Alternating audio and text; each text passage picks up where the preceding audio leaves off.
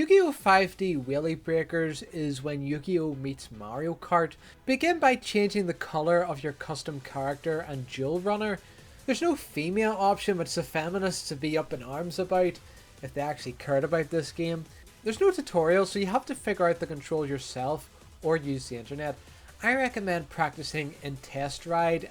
On the Wiimote and Nunchuck, Z accelerates, C brakes, you steer with the control stick, left and right arrows move between cards, up plays a card, down throws a card away, and B is your rear view. You think there'd be an option to use the Wiimote as a steering wheel, but the only motion control is shaking the Wiimote to drive backwards, which is more useful than you'd think. This is because when you're in front of other racers, it lets you attack them, as your attack only fires in the direction you're facing. The problem is, it isn't really responsive. I really have to jack the Wiimote for a few seconds before it registers that I shafted it. Even preparing for the delay, occasionally I couldn't shoot in time. At least it's better than being too sensitive and jittering every time I slightly move my hand. I'd rather they assigned the unused 1 or 2 buttons, but they just had to use the Wii Motion, didn't they? There's a classic controller option, but mine's broken and it's a cheap third-party one, so... Every race is 3 laps, but you also play cards to hinder your opponent instead of items, just like in the show. Doing both at once felt initially jarring, as you're trying to read card effects while not crashing. After 10 minutes it became natural to me, as I remembered what the cards did. Most card effects are different than the TCG, so as to accommodate the racing gameplay. Like the TCG, you start with a hand of 5 and can hold a max of 6 cards, as well as play monsters, spells and traps. To draw more, you collect cards on the track. Your deck can hold between 15 and 25 cards, a similar number to Duel Links on the mobile. In story, you fight one opponent at a time, so I used 25 cards and included ones that target one opponent. In other modes of 8 players, I find it better to use 20 cards, since finding cards to draw is more competitive than targeting groups of players. You're mainly encouraged to use Yusei's Junk Synchro deck, unless you've been playing for a long time, as the best cards in the shop are his. To summon a monster or attack, you need to use the right amount of DC, which builds up slowly as time passes, though if you collect a fireball on the track it maxes out. Monsters can only attack but lose defense when attacked. When their defense is 0, they're destroyed. I found out monster attacks travel further the higher level they are. This isn't explained in game. Spells can be used instantly just like the TCG, though now you don't have to wait until it's your turn. You can set up to 3 traps which activate automatically, so you don't need to think about them, so the player isn't overwhelmed while they're racing. You start with 4,000 life points, but when you run out you don't lose. Instead your bike screeches to a grounding halt and starts up again after a few seconds, though it's enough time for everyone to overtake you, but at least you still have a chance to win the race. Unless it happens near the end of the race, then you're fucked. Story mode is very short, it's only 2 hours, even if the increasing difficulty as you progress. In the end I was shocked, I expected to only be halfway done, considering it only covered season 1 of the anime. So it includes some characters that were only in 1 episode, but that's cool. The fan service is there. All characters have their D-wheels and cards you'd expect from them. Even Gregor's monster bike, which takes up half the bloody road, matches the anime. I kept getting stuck in it. There was one glitch where I was actually stuck inside it for a few seconds. Props for attention to detail. You can unlock bikes in any mode which come with card slots.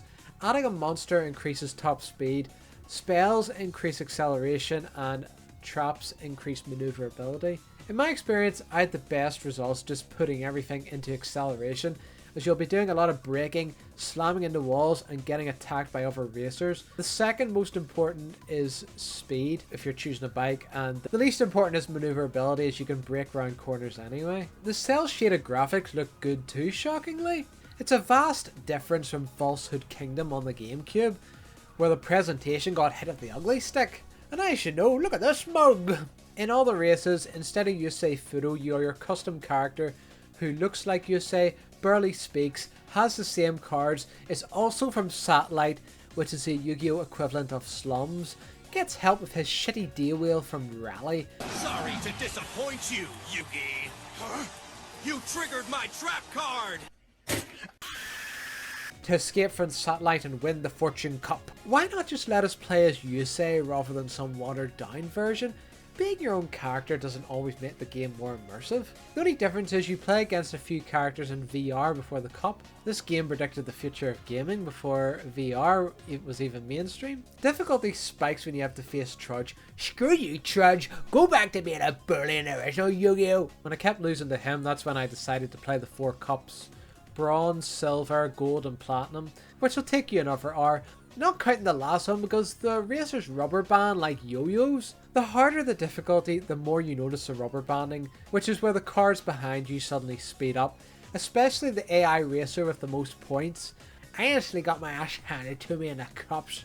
It's the best way for earning money and unlocking new cards though, so after a few tries I started getting wins. You play story and cups very differently. Having deck recipes for different decks comes in handy, a solid staple in the Yu-Gi-Oh games. You can even buy cards and modify your deck and dual runner in between every match in the cup, so you can strategize depending on the level. Say if there's a lot of bends on the track. Some races are called survival. The only difference here is if you run out of life points, your race ends and you're ranked based on how many other racers you outlasted. I prefer these, as it puts more pressure on you to be careful, and also I was better at them. The only downside of 8 players is there's frame drops sometimes, as everyone is playing cards at the same time. It's particularly noticeable in Jules Stadium, Yu-Gi-Oh's baby park from Mario Kart Double Dash. Music from the game sounds like it's taken straight from the 5D anime, which is what you want. You can even play locally of up to 4 players, except I don't know anyone who would play this with me. I guess you could try pitching it to your friends. Here, Usians, get this wee game of Ghost Good Crack Lake. I'd advise you let them use the best cards and motorbikes while you use the worst, so as to even the odds, since they will have to go through the growing pains of learning the ropes while you will have mastered them. Because of multiplayer, I will bump this score up to a B, even though I don't know how laggy it is and barely anyone used it. The story's too short, but there is replayability, as when you replay the story, sometimes you'll face a different character now and again. Racing is fun, but driving while reading card effects is jarring at first. You can't drift bizarrely, so you have to brake or slam around corners. And there's only a handful of tracks. I think there's only about 5, there's not very many. All of them are based on locations of the show and they're designed well enough, but I just wish there was more. I also wish they were more generous giving the cards out so you could customize your deck more. If you like Yu-Gi-Oh and racing, you will get some enjoyment. Just hope your friends feel the same. Hello guys, hope you're having a fantastic day. If you enjoyed the video, make sure to leave a like and to subscribe for more videos. Bye!